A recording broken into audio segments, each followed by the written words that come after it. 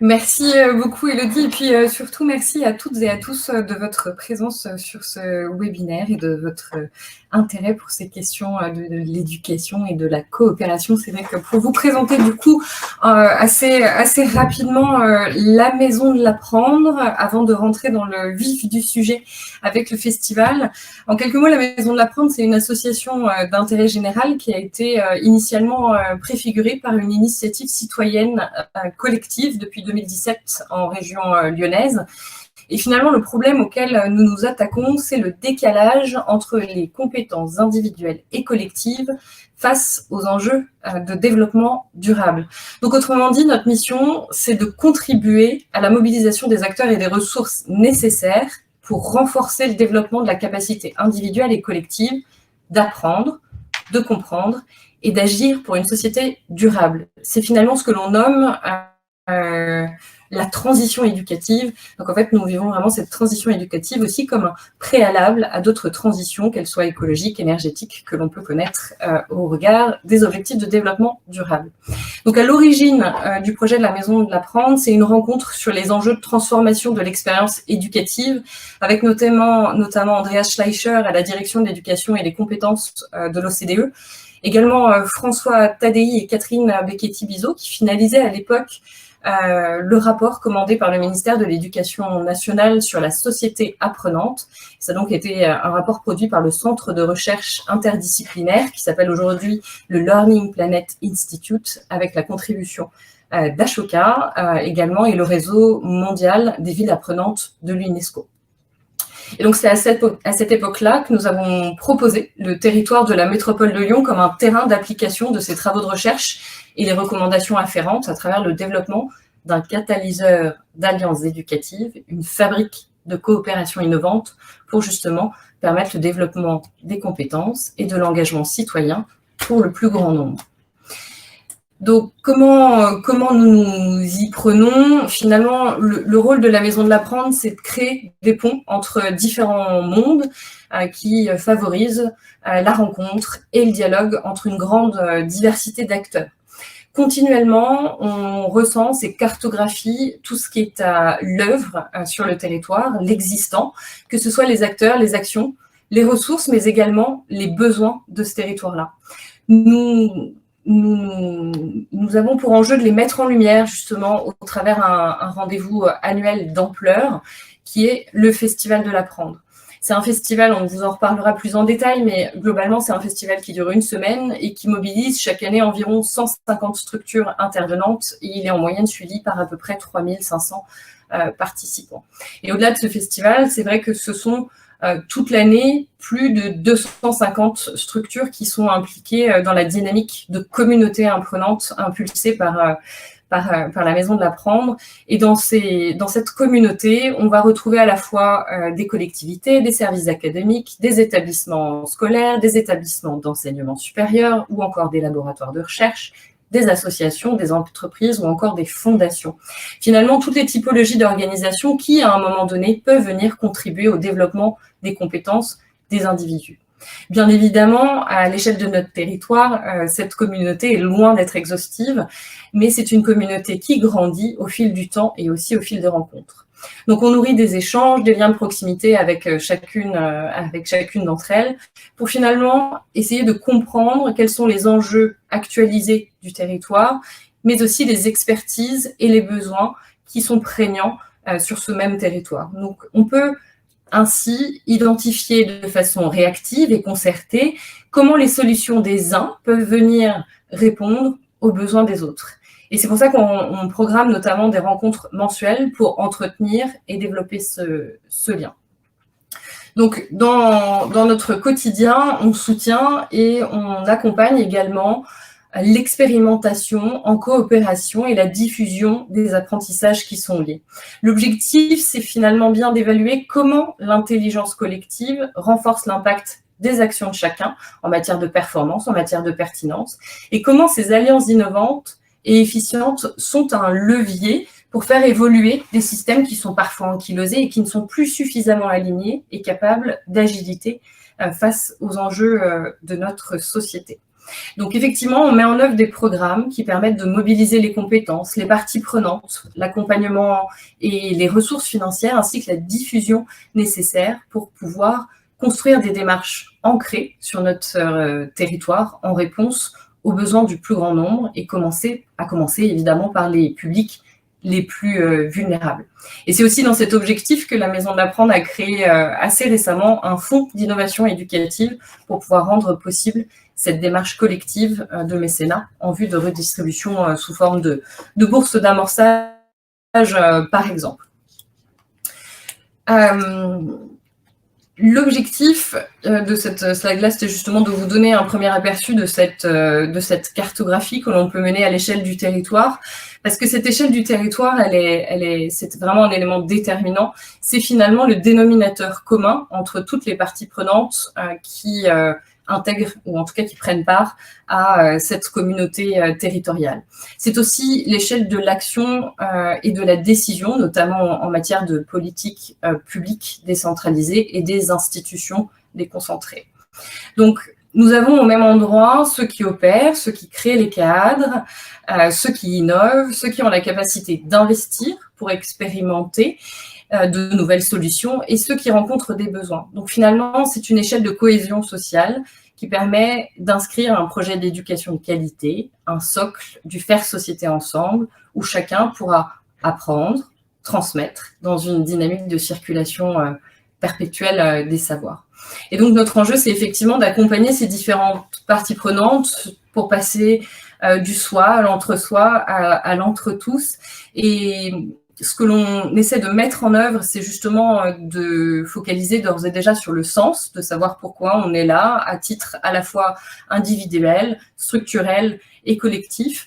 Et dans ces accompagnements, on invite aussi à définir un cadre de gouvernance partagé qui va systématiquement mettre le bénéficiaire ou l'usager au cœur des réflexions et des décisions de la démarche pour que chaque partie prenante puisse être dans son périmètre de compétences et d'expertise. Et finalement, ces dynamiques de coopération que l'on accompagne, c'est aussi permettre à tous et à chacun d'accepter et de reconnaître qu'on ne sait pas tout et que chacun est détenteur d'une partie des connaissances, d'une partie de l'expertise et que finalement, c'est aussi dans ces recoupements que l'on peut identifier ces fameux interstices de coopération.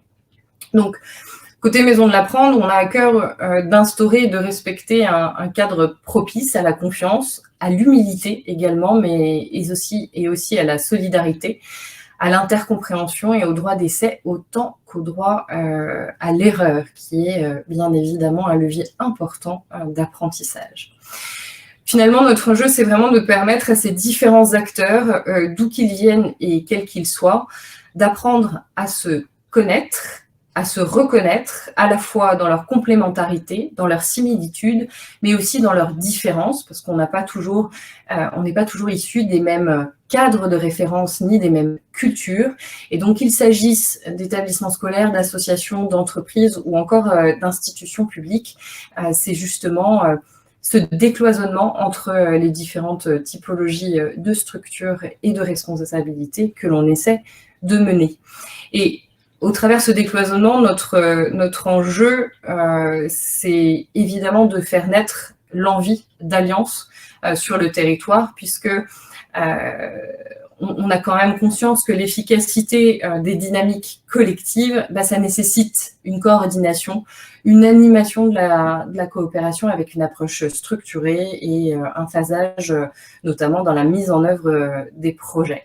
Donc, c'est indispensable que chacune des parties prenantes impliquées ait fait l'objet et une parfaite clarté de l'engagement attendu et des besoins de chacun pour pouvoir accepter collectivement d'intégrer des éléments qui ne sont pas prévus et de maintenir une posture globale d'écoute et d'agilité permanente.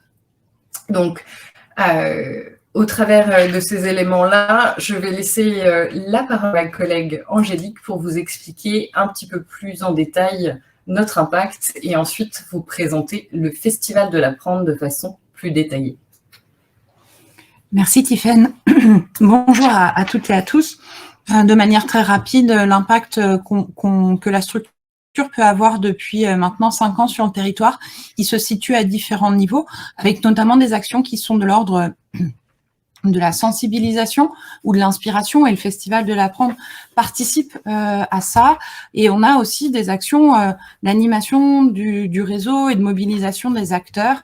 Et on voit bien au travers de ces 3 grands piliers d'action, le dernier étant plutôt sur l'impulsion de coopération et l'accompagnement des expérimentations, qu'on va pouvoir agir autant sur le grand public, et donc par le Festival de l'Apprendre, de rendre accessible tout un tas de temps, de formats, de découverte d'outils au grand public, mais aussi des temps dédiés en même temps aux acteurs professionnels du territoire et engagés sur les thématiques que nous adressons, et puis d'avoir aussi un accompagnement à l'échelle la plus collective d'organisation, et de permettre en fait cette transition à différents niveaux, sans oublier évidemment donc les bénéficiaires, les parties prenantes, et puis les systèmes, les organisations au sein desquels ils évoluent. On avait envie, pour vous permettre de découvrir un petit peu plus en détail comment fonctionne le Festival de l'Apprendre, de vous partager en exclusivité, pour le coup, la vidéo qui résume un petit peu les grands temps forts de l'édition qui vient de s'achever cette année en janvier 2023. Donc, on va vous proposer de visionner une courte vidéo, et on reviendra à la suite de ça plus en détail sur le modèle socio-économique du projet.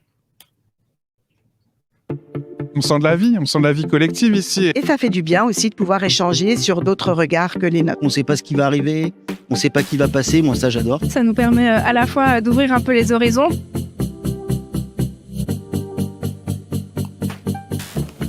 Le Festival de l'Apprendre a pour ambition de mettre en lumière tous les acteurs sur le territoire qui participent à apporter des solutions aux enjeux d'éducation.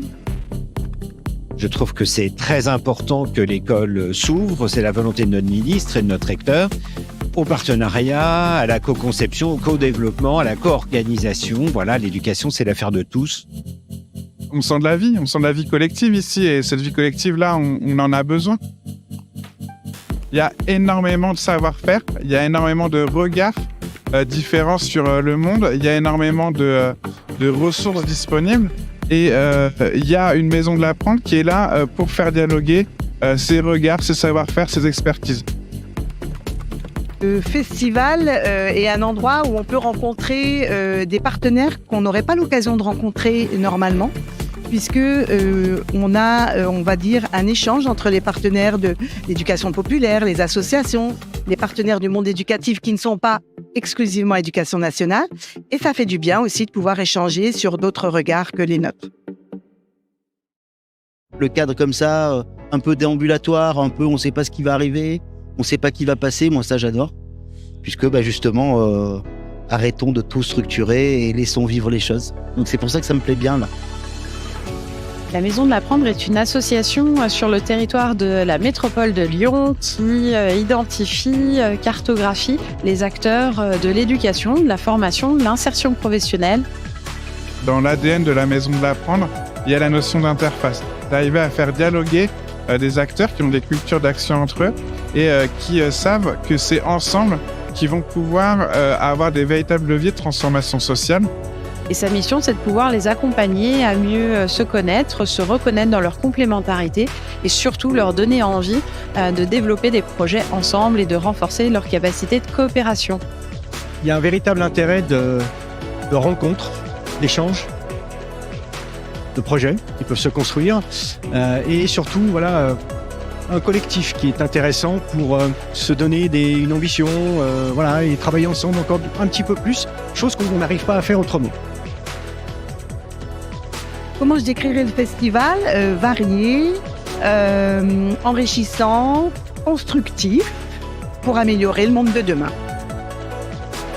Pour nous, globalement, chez Imaginio, ça nous permet à la fois d'ouvrir un peu les horizons pour rencontrer de nouvelles personnes, d'autres acteurs, potentiellement rencontrer des partenaires ou créer des nouvelles collaborations et faire du réseau. et trouver des inspirations, des échos à vos actions, et puis l'envie de s'engager ou de la force et on va dire de l'énergie pour continuer à le faire.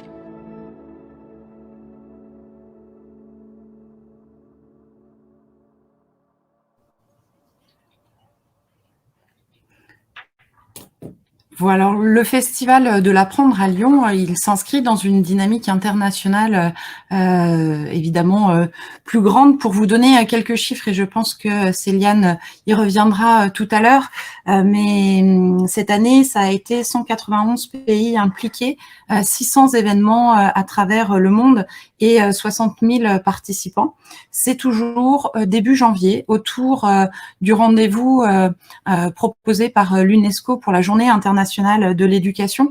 Et c'est important, au travers de l'ODD4, d'avoir bien en tête que quand on parle d'éducation au niveau des Nations Unies, on parle d'apprentissage de qualité tout au long de la vie.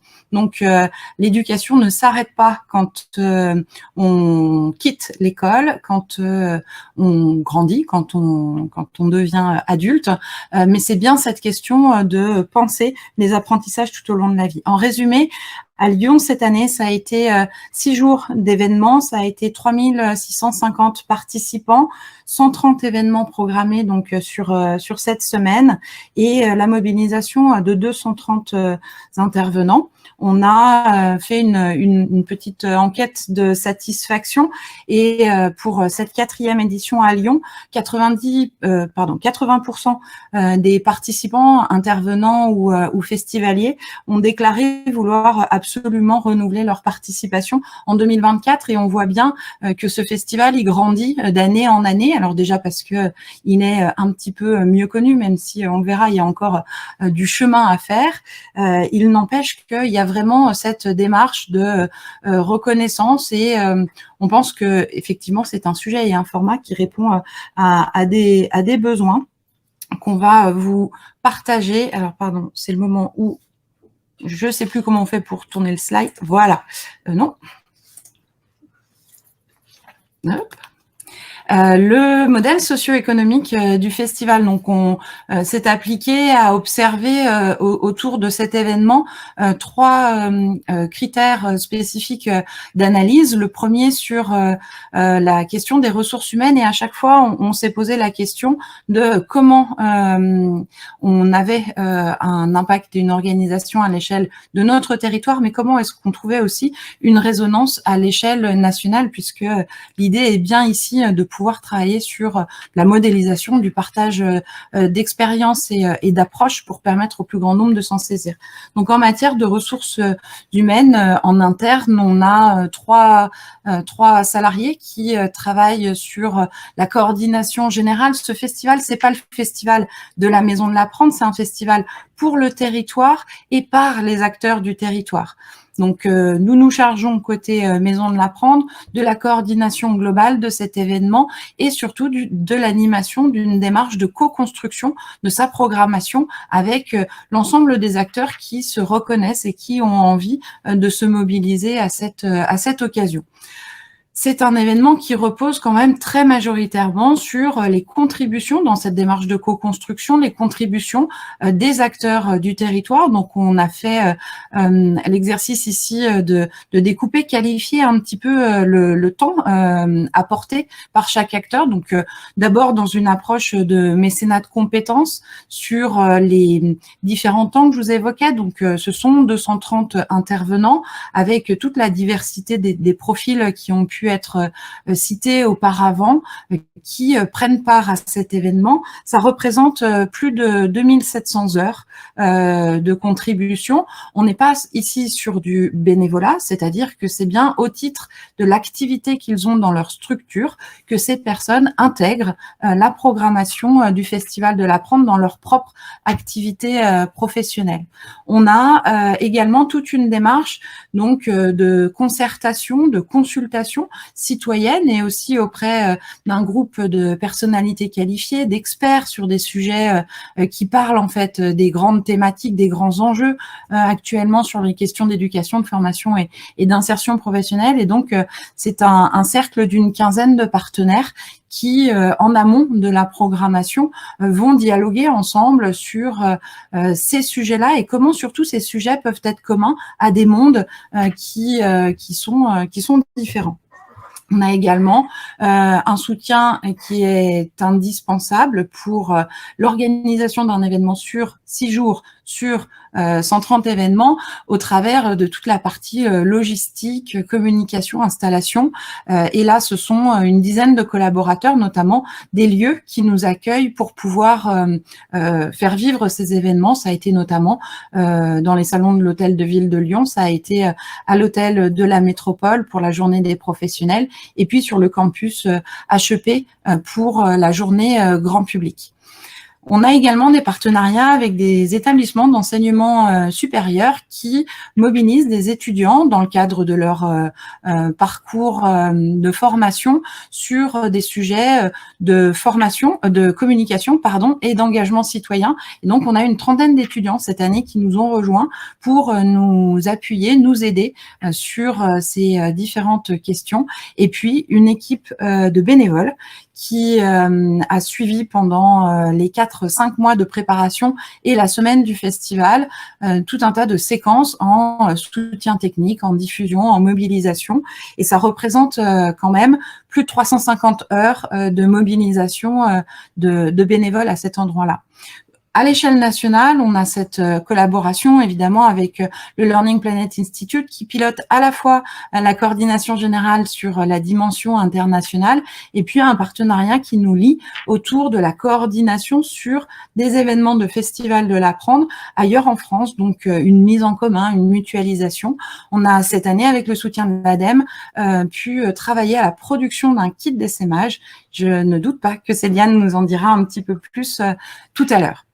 Sur la question des ressources financières, un des enjeux qui nous semble absolument déterminant, c'est de travailler à la fois l'efficacité, la performance, la qualité de cet événement, mais aussi sa frugalité. L'objectif étant que si on veut déployer ces dynamiques d'alliance sur le territoire, sur le sujet, on a besoin d'avoir une certaine agilité, réactivité et donc si c'était une semaine sur laquelle il faille aller chercher des sponsors, du mécénat, etc., ça serait beaucoup plus compliqué en fait à mettre en œuvre. Ce qui nous permet aujourd'hui d'arriver à ce résultat, c'est parce que on est vraiment sur un effort collectif. Donc aujourd'hui, le festival a différentes sources de financement, des financements publics. À terme, on imagine qu'on pourrait aussi, puisqu'on n'est pas que dans le champ de l'événementiel, mais aussi sur des temps de sensibilisation, de formation, imaginer des financements privés sous forme de parcours de formation qui pourront être proposés à des acteurs du territoire, d'ailleurs que ce soit des acteurs publics ou privés, mais dans une vocation de formation. Et puis évidemment, la contribution des participants. Donc on est sur un événement qui est et qui doit rester gratuit a priori, avec la possibilité pour ceux qui le souhaitent de procéder à un don sur le principe de la conscience et de la satisfaction qu'ils ont pu avoir, des dons en nature, avec notamment la mise à disposition des espaces, parce que cette notion de rencontre et de présentiel est quelque chose de très important, et puis les adhésions des structures qui font partie de la communauté des acteurs de la Maison de l'Apprendre. Mais c'est un point qui est quand même très important pour nous de préciser. On n'est pas là dans une contribution. Il existe des réseaux d'acteurs et sectoriels où le modèle économique repose sur les adhésions des structures. Pour vous donner un ordre d'idée, une structure qui a moins de 5 salariés, la cotisation annuelle est à 50 €. Et pour les plus grosses structures adhérentes, on est à une cotisation de 800 €. Donc, ça montre en fait juste une forme d'engagement et de formalisation de l'intégration d'une communauté, mais c'est pas du tout un levier économique pour le projet. À l'échelle nationale, la Maison de l'Apprendre, avec une coalition d'acteurs, est lauréate d'un programme qui s'appelle Fabrique de territoire et qui vise à développer des communs sur les territoires. Et nous, la candidature qu'on a portée est autour évidemment du sujet de l'éducation, de l'engagement citoyen, de la formation et de l'insertion professionnelle. C'est d'ailleurs un financement qui nous permet d'avoir une programmation récurrente et ouverte au plus grand nombre sur 3 ans. Et puis, à l'avenir, on va travailler à la rentrée prochaine sur le lancement, avec le Learning Planet Institute, d'un cercle national pour accompagner d'autres territoires, d'autres collectifs d'acteurs au travers du déploiement des dynamiques de Festival de l'Apprendre en région. Enfin, le troisième pilier autour donc des alliances et des partenariats. Un des enjeux pour la diffusion, la mobilisation et l'appropriation de ce festival, c'est pour nous de pouvoir mobiliser et nous appuyer sur des structures têtes de réseau. Et donc de regarder autour des différentes typologies d'acteurs qui prennent part au festival, les univers d'où ils viennent et de s'appuyer sur leur réseau de référence. C'est notamment un travail dans le champ de l'économie sociale et solidaire et dans le champ associatif avec des fédérations qui accompagnent ces acteurs-là et de voir comment on est au plus près des enjeux et de la qualité de leur communauté pour s'assurer que le festival apporte une réponse qui fait du sens, qui est utile et qui leur permette aussi de faire connaître leurs activités, leurs solutions. C'est tout à fait la même démarche auprès des collectivités territoriales qui sont du coup aussi en connaissance fine des dynamiques sur le territoire au travers des politiques publiques qui sont déployées, et donc de pouvoir être comme ça des relais, des ambassadeurs, des vecteurs de mobilisation et de communication pour permettre au plus grand nombre d'y assister. Ça a été notamment le cas sur cette dernière édition au travers de l'organisation d'une journée dédiée exclusivement aux professionnels du territoire, qui s'est tenue à l'hôtel de Métropole, où on a pu faire se croiser des enjeux, des besoins et favoriser la mise en relation entre les différents porteurs de projets et opérateurs. Le Rameau, d'ailleurs, était venu participer au forum et à l'espace des solutions. Il y a évidemment un partenariat stratégique opérationnel avec les services de l'éducation nationale. Ils ont été notamment présent là sur la vidéo à laquelle vous avez assisté. C'est indispensable pour nous que cette réflexion et ce travail de déploiement de réseaux et de dynamique de coopération se fasse avec l'action publique, avec les institutions compétentes sur ces sujets, et on voit bien que ça vient apporter une réponse complémentaire par rapport aux activités qui sont évidemment déjà déployées, par rapport aux dynamiques aussi de partenariats qui sont existantes, parce que ça favorise l'ancrage et le décloisonnement à l'échelle du territoire. Et puis, on a notamment le campus HEP qui est un partenaire historique du Festival de l'Apprendre à Lyon, puisque c'est notamment le lieu.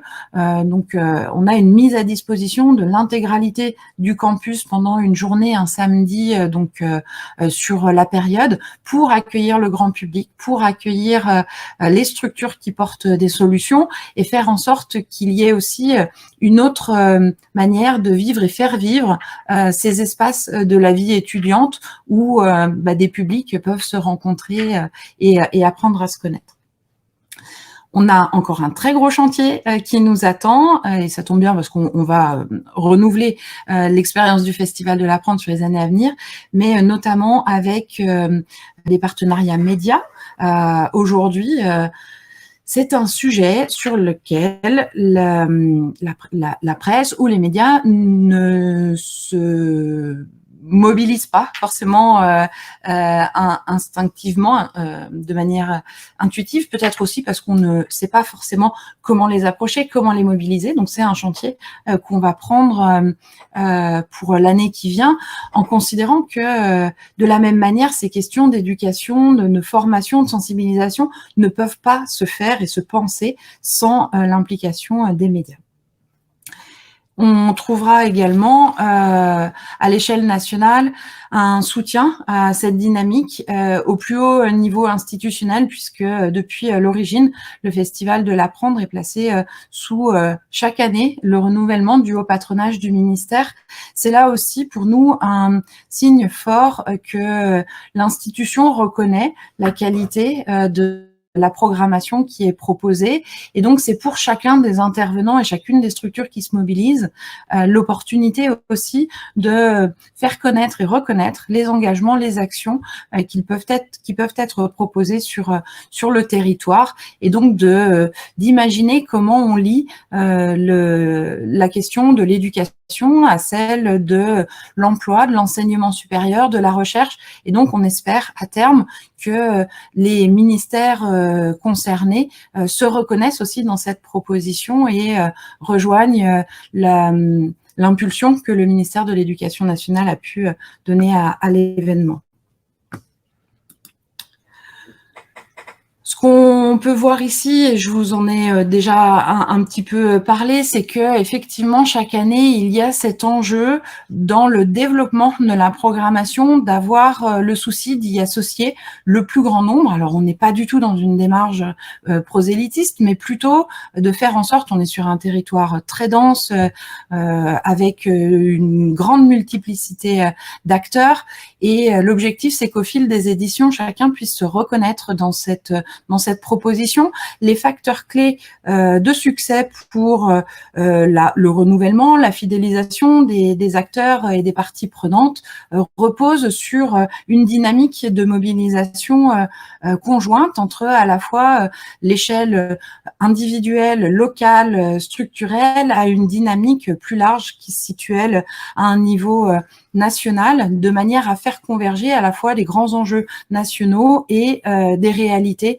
locales, de permettre donc à la diversité d'acteurs qui agissent de se reconnaître dans la programmation, parce que on le voit encore aujourd'hui au travers du bilan qu'on a fait. Pour vous donner une indication, on a 75% des participants qui sont des femmes. C'est questionnant, ça pointe peut-être, ça met en exergue à minima que sur ces questions-là, la parité n'y est pas, et ça questionne aussi sur la diversité des structures qui se reconnaissent. On a évidemment une très forte majorité d'acteurs qui sont issus du secteur associatif, de l'économie sociale et solidaire, et un petit peu moins du secteur économique, même si ces questions de développement des compétences sont évidemment au cœur des enjeux stratégiques des entreprises. Et puis le grand public, avec la nécessité de travailler la question du modèle éducatif, du projet éducatif qu'on peut vouloir pour ses enfants, pour soi, de reconnecter aussi sur les enjeux et la nécessité qu'on peut avoir de cultiver le développement, ou en tout cas l'actualisation de ces compétences tout au long de la vie, le rapport à la formation, aux apprentissages. Et donc ça passe aussi vraiment par cette programmation à destination du grand public.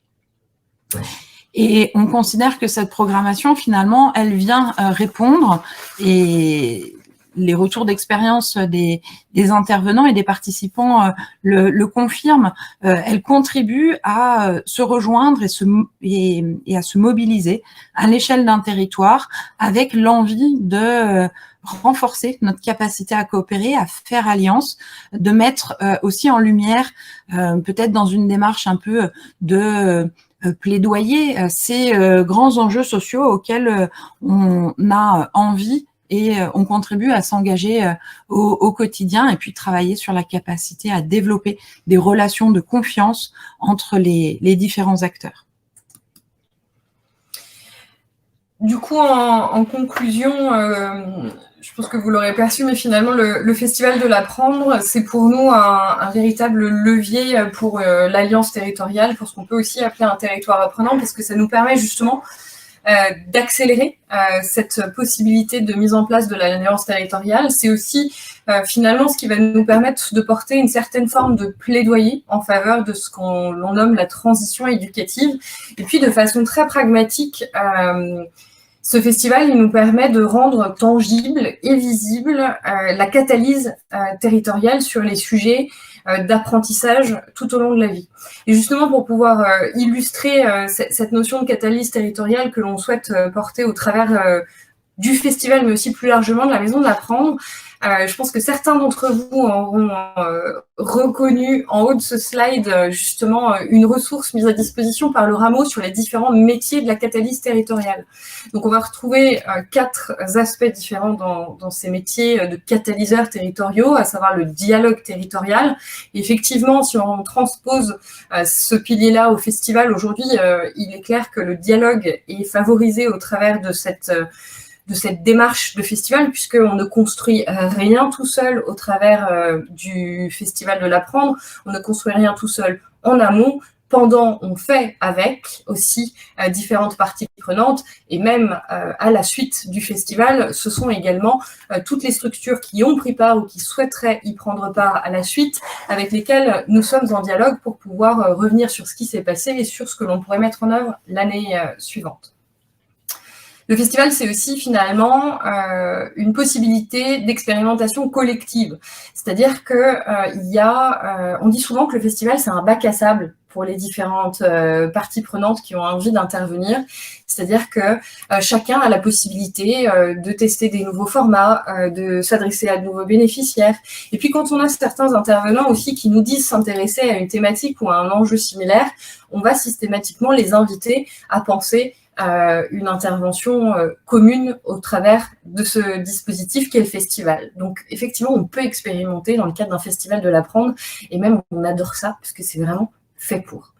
C'est aussi un levier d'accompagnement, ce festival, parce que ça contribue finalement à la montée en compétence des acteurs du territoire. Il y a des temps d'inspiration, il y a des temps de formation, que ce soit pour le grand public ou justement pour les différents acteurs qui peuvent eux-mêmes contribuer au développement des compétences des individus. Et c'est pour ça qu'on dit souvent que le festival, c'est pas juste un événement, mais finalement, c'est un temps fort de formation collective à l'échelle d'un territoire. Le 4e pilier que nous invite à considérer justement le Rameau, c'est la gestion d'un lieu. Et on a eu coutume de dire jusqu'à présent que finalement, le festival, c'est une sorte de tiers-lieu éphémère qui permet justement d'ouvrir les temps, les lieux, les espaces à des institutionnels, à des acteurs et à différents habitants. Et finalement, si on regarde l'activité globale de la Maison de l'Apprendre, ce qu'on dit souvent aussi, c'est que le festival, c'est un peu la partie émergée de l'iceberg.